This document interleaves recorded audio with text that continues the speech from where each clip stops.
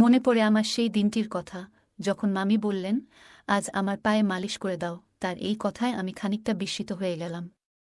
তারপর আমি মামির পায়ে মালিশ করতে শুরু করলাম। হঠাৎ মামি আমার হাত ধরে আমাকে নিজের দিকে টেনে নিলেন। আমি কিছু বুঝে ওঠার আগেই, বন্ধুরা, গল্প শুরু করার আগে একটু মামির সম্পর্কে জানাই। আমার মামির বয়স ৩৫ বছর এবং তিনি খুবই সুন্দর। তার সৌন্দর্যে সবাই মুগ্ধ হয়ে যেত। আমি তার বাড়িতে কাজ করতাম এবং তিনি প্রতিদিন আমার কাছে পায়ের মালিশ করাতেন। আমি চুপচাপ মাথা নিচু করে মালিশ করে যেতাম। একদিন যখন আমি মামির বাড়িতে গেলাম, তখন আমি দরজা নক করতে লাগলাম। অল্প সময়ের মধ্যেই একটি মিষ্টি আওয়াজ শুনতে পেলাম, ১ মিনিট আসছি। দরজা খোলার পরে যখন আমি মামিকে দেখলাম, মনে হলো যেন স্বর্গ থেকে কেউ নেমে এসেছে। তার রূপ, উজ্জ্বল ত্বক এবং চকচকে চোখ ছিল অসাধারণ। আমি তাকে দেখে কিছুক্ষণ অবাক হয়ে রইলাম। একদিন পত্রিকা বিলি করতে করতে একটা নতুন বাড়িতে ঢুকলাম। ভিতরে ঢোকার আগে একটু নার্ভাস লাগছিল, কিন্তু দরজা খুলতেই এক মহিলা হাসি মুখে বললেন, ভিতরে আসো, একটু চা খেয়ে যাও। আমার জীবনে আগে কোনো ক্রেতা এভাবে আমন্ত্রণ জানায়নি। সেই মহিলা বেশ ভালো মনের মানুষ মনে হল। আমি তার সাথে বসে চা খেয়ে বেশ কিছুক্ষণ গল্প করলাম।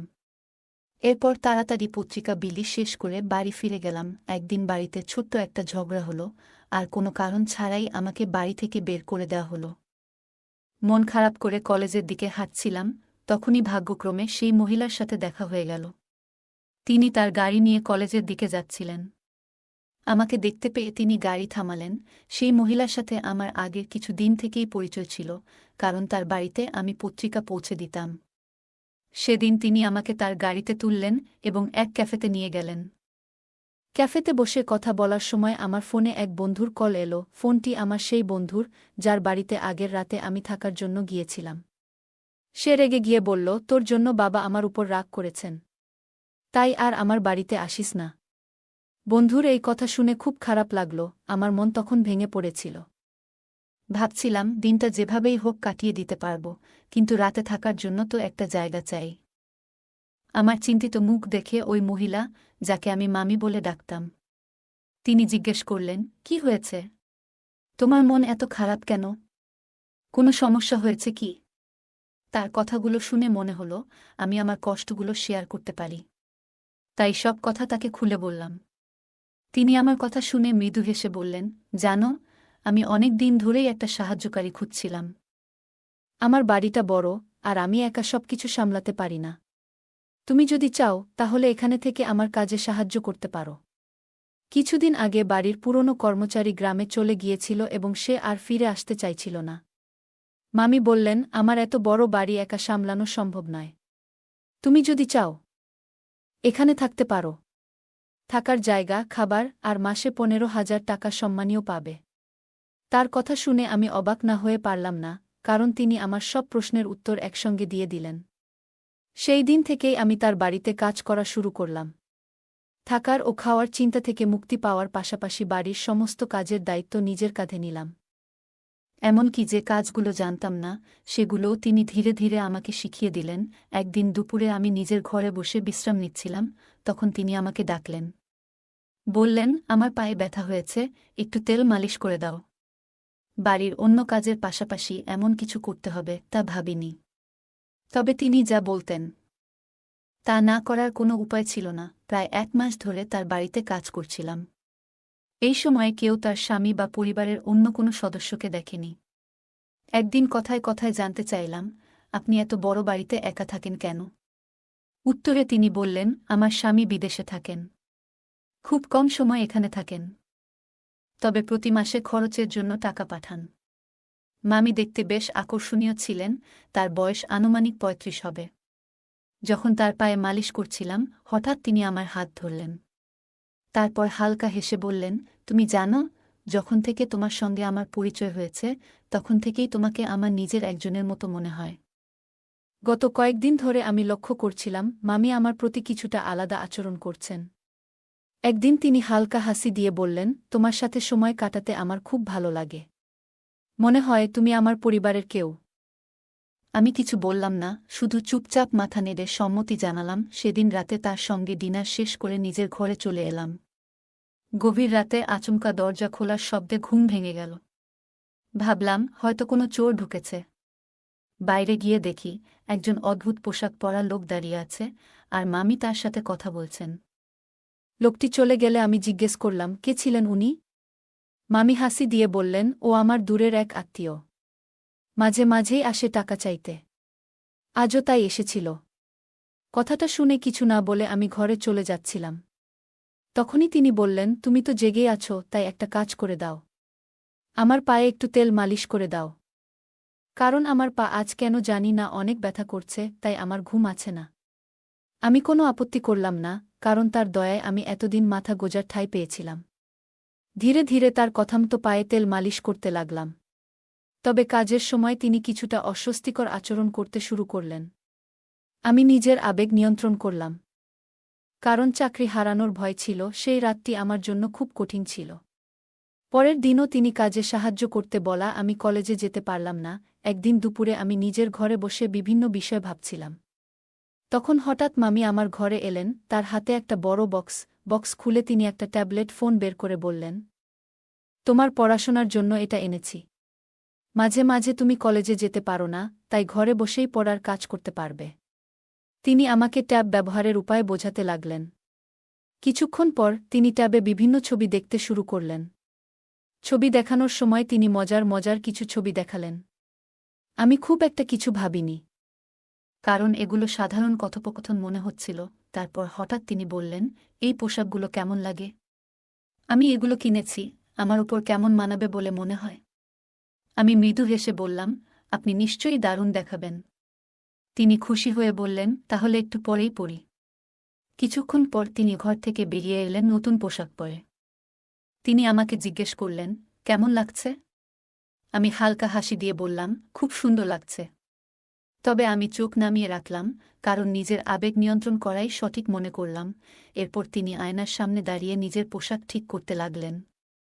তার আত্মবিশ্বাস আর নতুন পোশাকের রূপ একদম আলাদা লেগেছিল। আমি ভেতরে ভেতরে খুবই অস্বস্তি বোধ করছিলাম। একদিকে নিজের অনুভূতিগুলো নিয়ন্ত্রণ করার চেষ্টা, আর অন্যদিকে চাকরি হারানোর ভয়। বাড়ি থেকে বের করে দেওয়ার পর এখানেই আমার থাকার সব ব্যবস্থা হয়েছে, তাই এখানে থাকাটাই ছিল আমার জন্য গুরুত্বপূর্ণ। হঠাৎ করে মামি আমাকে জিজ্ঞেস করলেন, তোমার কাছে আমি কেমন লাগছি? আমি কিছুটা নার্ভাস হয়ে বললাম, আপনি খুবই সুন্দর লাগছেন। এই রূপ আপনার স্বামীকে দেখানো উচিত। দেখবেন তিনি বিদেশ থেকে দৌড়ে চলে আসবেন। তিনি আমার কথায় মৃদু হেসে বসলেন, তবে একটু পর মুখ গোমড়া করে বিছানায় বসে পড়লেন। কিছুক্ষণ পর তিনি বললেন, আমার স্বামীকে ভিডিও কলে এই সাজ দেখালেও কোনো লাভ নেই। তার কাছে তার কাজই সব। আমি শান্তভাবে বললাম, আপনি খুবই আকর্ষণীয় একজন মানুষ। তবে আপনার স্বামী হয়তো কাজ নিয়ে বেশি ব্যস্ত। তিনি মৃদু হাসি দিয়ে বললেন, আমার বয়স এখন ৩৫। তবুও তিনি কখনো পরিবার নিয়ে ভাবেননি। আমি এখন একাই জীবনযাপনে অভ্যস্ত, তবে মাঝে মাঝে মনে হয় জীবনে একজন সঙ্গীর প্রয়োজন, যে আমাকে ভালোবাসা এবং আনন্দ দিতে পারবে। তার কথাগুলো শোনার পর আমি আর কোনো কথা বললাম না। মনে হলো তিনি তার মনের কষ্টগুলো ভাগ করে নিচ্ছেন। মামি মৃদু কণ্ঠে বললেন, যদি আমার স্বামী আমাকে সত্যিই বুঝতেন, তবে আজ এই দিন দেখতে হতো না। আমি কারো সমর্থনের জন্য এভাবে অপেক্ষা করতাম না। তার চোখে জল এসে গেল। এরপর বললেন, তোমাকে দেখে আমার বিশ্বাস হয় তুমি কখনো আমাকে হতাশ করবে না। আমি বুঝতে পারছিলাম তিনি হয়তো ধীরে ধীরে নিজের একাকিত্বের কথা শেয়ার করছেন। তিনি সামনের চেয়ারে আধো পোশাকে বসে রইলেন। আমি অস্বস্তি বোধ করছিলাম এবং নিজেকে সামলাতে সেই ঘর থেকে বেরিয়ে এলাম। বুঝতে পারছিলাম সেখানে থাকলে নিজের ওপর নিয়ন্ত্রণ রাখা কঠিন হয়ে যাবে। রাতে রান্নাঘরে যখন আমি রাতের খাবার প্রস্তুত করছিলাম, তখন হঠাৎ তিনি রান্নাঘরে এলেন। আমি গরম দুধ আগে থেকেই তৈরি করে রেখেছিলাম। তিনি দুধের পাত্রটি তুলে নিচে রাখছিলেন, কিন্তু অসাবধানতাবশত সেই গরম দুধ আমার পায়ের ওপর পড়ে গেল। পা জ্বলে যাওয়ায় আমি যন্ত্রণায় চিৎকার করতে লাগলাম। মামি দ্রুত আমাকে তার ঘরে নিয়ে গেলেন এবং কুলিং ক্রিম দিয়ে আমার পায়ে মালিশ করতে শুরু করলেন। আমি ততক্ষণে সাধারণ প্যান্ট পরা অবস্থায় তার সামনে শুয়েছিলাম। কিন্তু আমার সমস্ত মনোযোগ ছিল পায়ের ব্যথার উপর। পায়ের ব্যথায় অনেক কষ্ট পাচ্ছিলাম। তিনি অনুশোচনায় ভেঙে পড়ে বললেন, তোমার এমন কষ্টের জন্য আমিই দায়ী, আমি আসলেই ভুল করেছি। নিজেকে ক্ষমা করতে পারছি না। তার কথাগুলো শুনে আমি তাকে শান্ত করার চেষ্টা করলাম, কারণ তার চোখে অনুশোচনা স্পষ্ট ছিল। মামি হঠাৎ নিজেকে দোষারোপ করতে লাগলেন এবং নিজের হাত দিয়ে নিজের গালে চড় মারতে শুরু করলেন। এই দৃশ্য দেখে আমি হতবাক হয়ে গেলাম। তখন আমি তার হাত ধরে থামালাম এবং বললাম, আপনার কোনো দোষ নেই। যা হওয়ার ছিল তা হয়ে গেছে। আমরা অতীত বদলাতে পারব না। এখন নিজেকে দোষ দেওয়া বন্ধ করেন। তার চোখ দিয়ে জল গড়িয়ে পড়ছিল। আমি এগিয়ে গিয়ে তার চোখের জল মুছে দিলাম। কিন্তু হঠাৎ তিনি আমার আহত পায়ে হাত রাখলেন আর আমার মুখ দিয়ে যন্ত্রণার শব্দ বেরিয়ে গেল। তিনি সঙ্গে সঙ্গে সরে গেলেন। আমি একজন ২০ বছরের তরুণ আর তিনি ৩৫ বছরের একজন পরিপক্ব নারী। এমন পরিস্থিতি আমি কল্পনাও করিনি।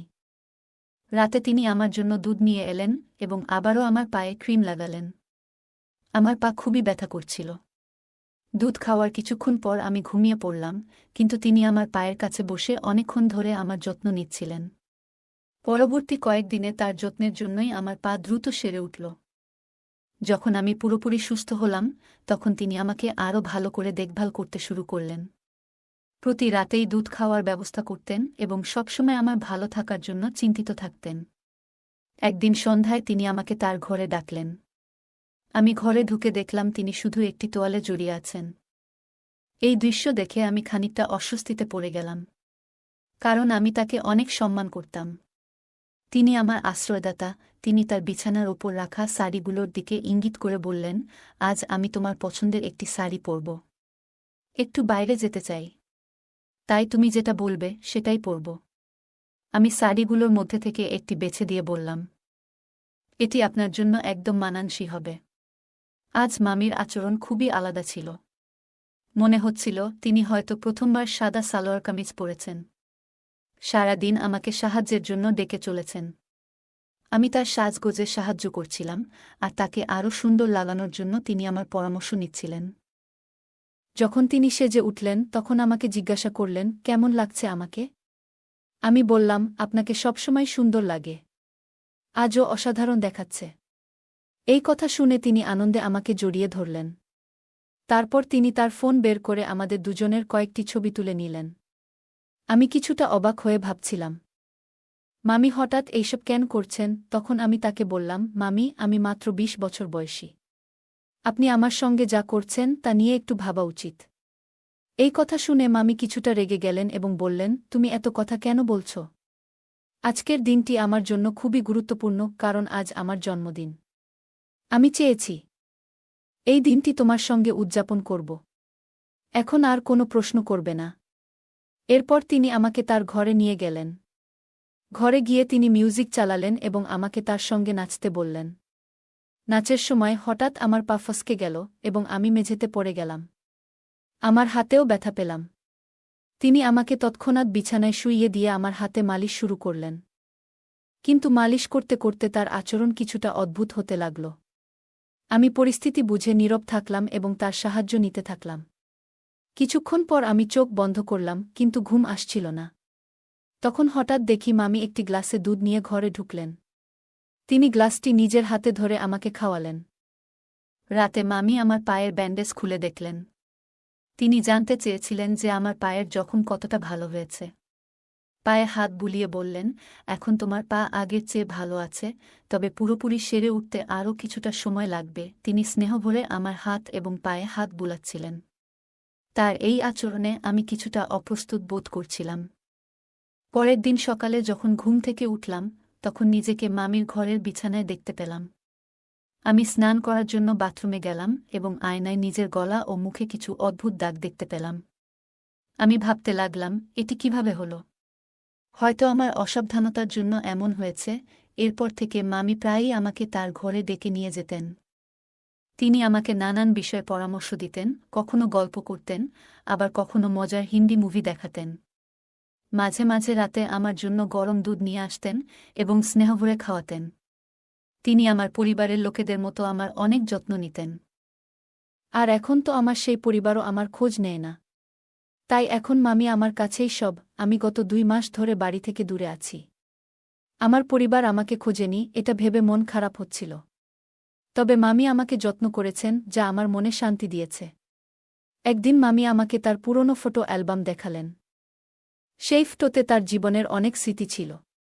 তিনি বললেন, জীবনের সব সময় দুঃখ থাকলেও এগিয়ে যেতে হয়। তার এই কথাগুলো আমাকে অনুপ্রাণিত করল। সেই দিন থেকে আমি নিজেকে নতুনভাবে গুছিয়ে নেওয়ার সিদ্ধান্ত নিলাম। মামি আমার পাশে ছিলেন এবং তার স্নেহ ও যত্ন আমাকে নতুন পথ খুঁজে পেতে সাহায্য করল। রাত গভীর হয়ে গিয়েছিল। আমি আমার হাতের ব্যথা নিয়ে প্রতিদিনের মতো পাশের ঘরে গেলাম। ঘরে ঢুকেই চোখ পড়ল একটি ছোট, আকর্ষণীয় পোশাকের উপর। আমি বললাম, তুমি যদি এই পোশাকটি পরো তাহলে খুব সুন্দর লাগবে। সে আমার কথা শুনে হালকা হাসল, আর কয়েক মুহূর্ত পরে সেই পোশাকটি পরে আমার সামনে এলো। তাকে দেখে একেবারে মোহিত হয়ে গেলাম। এরপর সে প্রতিদিনের মতো দুধের গ্লাস নিয়ে আমার সামনে এলো। আমি গ্লাসটি হাতে নিয়ে পান করলাম। কারণ আমি অসুস্থতার কারণে দিন দিন দুর্বল হয়ে যাচ্ছিলাম, তাই মামি আমার বিশেষ দেখভাল করছিল। আমার শরীর ক্লান্ত থাকায় কিছুক্ষণ পর ঘুম এসে গেল। হঠাৎ ঘুম ভেঙে অনুভব করলাম কেউ যেন আমার খুব কাছে। চোখ মেলতেই দেখি আমি তার পাশে শুয়ে আছি। আমি চুপচাপ ছিলাম, কারণ সেই মুহূর্তে কিছু বলার মতো অবস্থায় ছিলাম না। চারপাশে এক অদ্ভুত নীরবতা। কিছুক্ষণ পরে আবার ঘুমিয়ে পড়লাম। ভোরবেলা ঘুম ভাঙতেই বুঝতে পারলাম আমার হাত আর পা ঠিক নেই। আমার হাত প্লাস্টারে বাঁধা, একটি চোখে ব্যান্ডেজ, আর পা ঠিকমতো নড়ছে না। নিজেকে হুইল চেয়ারে আবিষ্কার করলাম। হঠাৎ লক্ষ্য করলাম একজন মহিলা আমাকে রাস্তায় নিয়ে ঘুরছে। সে পথচারীদের কাছে সাহায্য চাইতে শুরু করল। মহিলাটি বলে উঠল, আমার স্বামী অন্ধ এবং পঙ্গু, দয়া করে কিছু সাহায্য করুন। ঠিক তখনই আমার ভাই সেখানে উপস্থিত হল। তার চোখে আমাকে দেখে স্পষ্ট অবাক হওয়া ফুটে উঠল। ভাইটি মহিলাটির কথাগুলো শোনার পর রাগান্বিত হয়ে তার দিকে এগিয়ে গেল। সে কিভাবে এই অবস্থায় আমাকে নিয়ে এসেছে তা জানতে চাইতে শুরু করল।